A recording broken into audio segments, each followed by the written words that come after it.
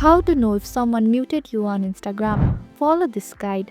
To get started, open the Instagram app on your phone and log into your account if you haven't already.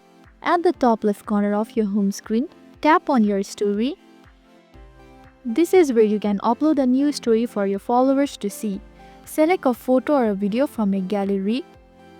Once you have made your selection, click on your story at the bottom of the screen to publish it instantly.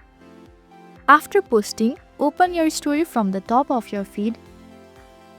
While viewing your story, swipe up on the screen. This action will display a list of people who have seen your story. If you notice that a specific user is missing from the viewer list, it might be a sign that they have muted your stories. When someone mutes you on Instagram, they won't be notified of your story updates and they are less likely to view them. That's it. Now you know how to know if someone muted you on Instagram.